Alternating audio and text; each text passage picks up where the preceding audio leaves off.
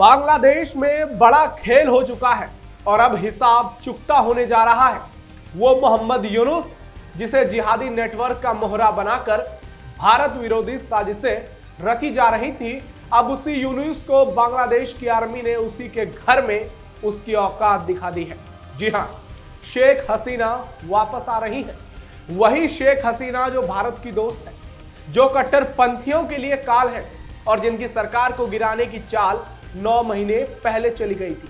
लेकिन अब वक्त बदल चुका है और इस बार वक्त ने जिहादियों से साफ कह दिया है, गेम इज ओवर। बांग्लादेश में कॉरिडोर को लेकर मची खींचतान अब सीधी टक्कर में बदल गई है। आर पार की स्थिति हो गई है। सरकार बनाम सेना, लेकिन असल लड़ाई है कट्टरपंथियों और देशभक्तों के बीच। और इस लड़ाई में आर्मी ने खुद से कमिटमेंट कर ली है कि वो सिर्फ और सिर्फ देश के साथ है। नमस्कार, कैपिटल टीवी के स्पेशल शो टर्निंग पॉइंट में मैं नवेंदु शेखर झा आपका स्वागत करता हूं। आज आपको बताएंगे कि बांग्लादेश अब पाकिस्तान बनने से बचेगा या फिर तख्ता पलट की आग में झुलसेगा। क्या शेख हसीना की वापसी से भारत की पूर्वी सीमा फिर से सुरक्षित होगी? और सबसे बड़ा सवाल, क्या बांग्लादेश से कट्टर इस्लामी साजिशों का सफाया शुरू हो जाएगा? बांग्लादेश में तख्ता पलट, भारतीयों के लिए खुशखबरी। मोहम्मद यूनुस का काम तमाम, शेख हसीना का पीएम बनना तय। बांग्लादेश में अंतरिम सरकार के प्रमुख मोहम्मद यूनुस के इस्तीफे की खबर ने जोर पकड़ी है। यूनुस ने इशारों में यहां तक कह दिया है कि वो बंधक जैसा महसूस कर रहे हैं और जब तक सियासी दलाम सहमति तक नहीं पहुंचते वो काम नहीं कर पाएंगे। यूनुस सरकार का तख्ता पलट होना तय है और अब सिर्फ कुछ घंटों का समय रह गया है। बांग्लादेश में इस्लामिक कट्टरपंथियों के दिन पूरे हो गए हैं। हालांकि खबर तो ऐसी आ रही है कि यूनुस अपने पद पर बने रहेंगे, लेकिन ये सब सिर्फ और सिर्फ दिखावा है। बहुत जल्दी बांग्लादेश में सब कुछ बदलने वाला है और मोहम्मद यूनुस की कुर्सी जानी तय है। बहुत जल्द होने जा रहा है चुनाव। ढाका में कॉरिडोर के फैसले ने यूनुस सरकार को घुटने पर ला दिया। बांग्लादेशी सेना के प्रमुख जनरल वकार उज-जमान ने यूनुस सरकार को अवैध करार दे दिया तो बौखलाए मोहम्मद यूनुस ने इस्तीफे की बात कह दी। जनरल वकार उज-जमान ने साफ और सख्त लहजे में कह दिया कि देश के भविष्य एक गैर निर्वाचित सरकार तय नहीं करेगी। सेना प्रमुख ने 2025 तक चुनाव कराने का दबाव बनाया है ताकि 2026 की शुरुआत बांग्लादेश में एक नई और चुनी हुई सरकार के साथ हो। सरकार सेना में भयंकर टकराव। बता दें कि म्यांमार के राखाइन प्रांत के लिए एक मानवीय कॉरिडोर प्रस्तावित किया गया था, जिसे जनरल वकार ने ब्लडी कॉरिडोर करार देकर खारिज कर दिया। उनका कहना है कि यह बांग्लादेश की संप्रभुता और सुरक्षा के लिए खतरा है और सेना अब अराजकता या भीड़ हिंसा बर्दाश्त नहीं करेगी। वकार ने पहले ही साफ कर दिया था कि यूनुस सैन्य मामलों में हस्तक्षेप बंद कर दे और प्रस्तावित रखाइन कॉरिडोर जैसे प्रमुख मुद्दों की जानकारी सेना को देते रहे, क्योंकि वो कोई चुनी हुई सरकार के नेता नहीं है। आपको बता दें कि बांग्लादेश के विदेश सलाहकार तौहीद हुसैन ने घोषणा की थी कि अंतरिम सरकार ने अमेरिका की ओर से प्रस्तावित रखाइन कॉरिडोर पर सहमति व्यक्त कर दी है। जब ये बात सेना को पता चली तो उनकी तरफ से नाराजगी जताई गई। आर्मी चीफ वकार ने बुधवार को इसे खूनी कॉरिडोर बता दिया और अंतिम सरकार को चेतावनी देते हुए कहा कि बांग्लादेश की सेना कभी भी किसी भी ऐसी गतिविधि में शामिल नहीं होगी जो संप्रभुता के लिए हानिकारक हो। ना ही किसी को ऐसा करने की इजाजत दी जाएगी। इसके बाद यूनुस सरकार को यू टर्न लेते हुए कहा कि उन्होंने किसी भी देश के साथ म्यांमार सीमा पर रखाइन कॉरिडोर को लेकर समझौता नहीं किया था। अब लटकाए जाएंगे मोहम्मद यूनुस। इस बार सेना अपने आर्मी चीफ वकार के साथ खड़ी, देश के साथ खड़ी, तो ये बात भी बांग्लादेश में बड़े टकराव की ओर इशारा कर रहा है। ऐसे में अपने ही देश में घिर रहे मोहम्मद यूनुस ने समर्थन जुटाने के इस्तीफे का आखिरी दांव खेला। वो छात्रों के जरिए ये मांग रख रहे हैं कि बिना चुनाव लड़े 5 साल सत्ता में रहें।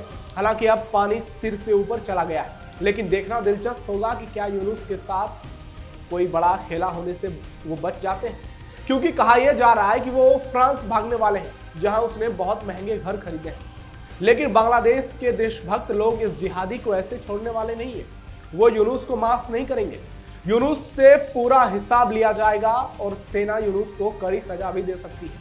अगर उसने कोई हिमाकत करने की कोशिश की तो उसे लटकाया भी जा सकता है, क्योंकि इसी यूनुस ने बांग्लादेश में शांति को भंग कर दिया, सब कुछ चौपट कर दिया, गुड़गोबर कर दिया, अच्छे खासे बांग्लादेश को पटरी से उतार दिया, जिसमें शेख हसीना ने विकास की रफ्तार की शुरुआत की थी। यूनुस का गिरेबान खींचने पर अड़े बांग्लादेशी। बांग्लादेश की पूर्व पीएम खालिदा जिया ने भी दिसंबर में चुनाव कराने की मांग दोहराई है।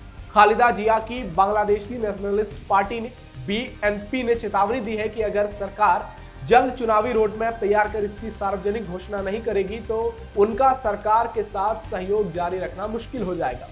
अंतरिम सरकार के प्रमुख यूनुस ने अब तक चुनाव को जनवरी और जून 2026 के बीच कराने की बात कही।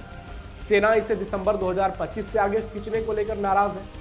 इसके चलते आगे टकराव तेज हो सकते हैं। यूनुस के अलावा कट्टरपंथी जमायते इस्लाम भी चुनाव टालने के पक्ष में है, क्योंकि ये लोग पाकिस्तान के चट्टे बट्टे हैं। इनमें अमेरिका और चीन का भी योगदान है। सूत्रों से संकेत मिल रहे हैं कि सरकार को 5 साल तक बने रहने की उम्मीद थी, जिसे सेना छात्रों के दबाव ने गंभीर संकट में डाल दिया। गृह मंत्रालय के सलाहकार भी कह चुके हैं कि जनता जानना चाहती है कि यह सरकार 5 साल तक बनी रहेगी या फिर नहीं। सैन्य अधिकारियों ने यहां तक कहा कि अगर सरकार जिद पर अड़ी रहे तो हालात बेकाबू हो सकते हैं। इसके बाद सेना स्वतंत्र है फैसले लेने के लिए, इस जिहादी को यूनुस को उल्टा लटकाने के लिए। शेख हसीना की बन रही सरकार। शेख हसीना पिछले साल 5 अगस्त को बांग्लादेश छोड़कर भारत आ गई। दरअसल उनके खिलाफ देश भर में छात्र प्रदर्शन कर रहे थे। ये केवल छात्र नहीं बल्कि यूनुस के कट्टरपंथी जिहादी चेले थे, जो आंदोलन के नाम पर जिहाद करने की कोशिश कर रहे थे और किया भी था। हिंदुओं के साथ जो अत्याचार की तस्वीरें आई उसने हर किसी को झकझोर दिया। बांग्लादेश में 5 जून को हाईकोर्ट ने जॉब में 30% कोटा सिस्टम लागू किया। इस आरक्षण के खिलाफ ढाका में यूनिवर्सिटीज के स्टूडेंट प्रोटेस्ट कर रहे थे। यह आरक्षण स्वतंत्रता सेनानियों के परिवारों को दिया गया था।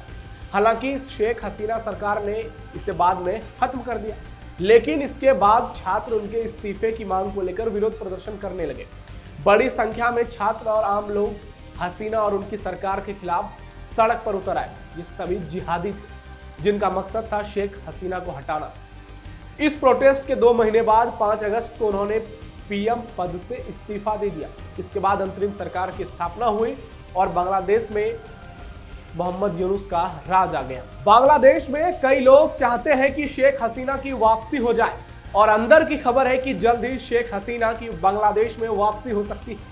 उनकी पार्टी पर लगा बैन भी हट सकता है और वो चुनाव लड़ सकती है, क्योंकि आर्मी चीफ वकार शेख हसीना के मुताबिक उनके कहने पर बांग्लादेश की सुरक्षा को लेकर, बांग्लादेश के भविष्य को सोचकर, देश की संप्रभुता के बारे में सोचकर शेख हसीना के साथ खड़े हैं।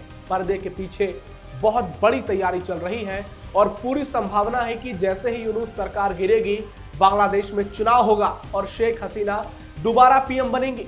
और ये भारत के लिए बहुत अच्छा होगा, क्योंकि हसीना के शासन में दोनों देशों के संबंध बहुत अच्छे रहे हैं। पीएम मोदी से उनके रिश्ते काफी सहज रहे हैं। शेख हसीना हमेशा तरक्की और देश की हित की बात करती है, जहां जिहादियों को वो पसंद नहीं आता, यूनुस और उसके गुरु अमेरिका को पसंद नहीं आता। शेख हसीना के आते ही सरहद पर भी स्थिति सामान्य हो जाती है, जो ऑपरेशन सिंदूर के बाद हल्के तनाव में बदल गया है। और इसका कारण केवल कट्टरपंथी और जिहादी मानसिकता है। कुल मिलाकर शेख हसीना का आंगना बांग्लादेश के साथ साथ भारत के लिए बहुत बेहतर होगा, लेकिन पाकिस्तान को दिक्कत हो सकती है, क्योंकि पाकिस्तान की जिहादी कट्टरपंथी सोच को बहुत बड़ा झटका लगेगा, जिसके जीते जागते उदाहरण मोहम्मद यूनुस है, जो बांग्लादेश में जिहाद कर रहे हैं। अमेरिका, चीन को झटका लगेगा। ये सब लोग मिलकर शेख हसीना को के साथ सिर्फ इसलिए इन्होंने जाति की क्योंकि उनके संबंध भारत के साथ अच्छे थे। शेख हसीना बांग्लादेश में विकास कर रही थी।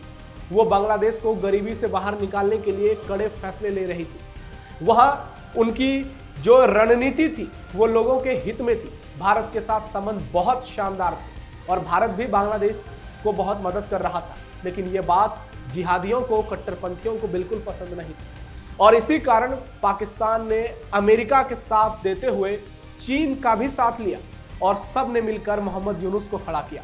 और फिर तस्वीरों ने पूरी दुनिया को झकझोर दिया, कैसे बांग्लादेश की पीएम शेख हसीना को भागकर भारत आना पड़ा, जो ये बताता है कि भारत ने अपनी दोस्त शेख हसीना को मुश्किल वक्त में शरण दिया। और ये भारत की महानता को बताता है, ये भारत की उस नीति को बताता है जिसे कहते हैं अतिथि देवो भव। बांग्लादेश में शेख हसीना की वापसी तय है, वो चाहे कुछ दिन में हो जाए या फिर कुछ महीने में हो जाए। और अगर ऐसा होता है तो फिर बांग्लादेश और भारत दोनों के लिए बेहतर होगा। तो टर्निंग पॉइंट का ये खास एपिसोड कैसा लगा आपको, कमेंट बॉक्स में हमें जरूर बताइए। और हाँ, सावधान रहिए, अलर्ट रहिए और अपने आसपास पैनी नजर रखिए। फिलहाल कैपिटल टीवी के इस स्पेशल शो में इतना ही। आपने हमारे शो को लास्ट तक देखा, इसके लिए आपका बहुत बहुत धन्यवाद।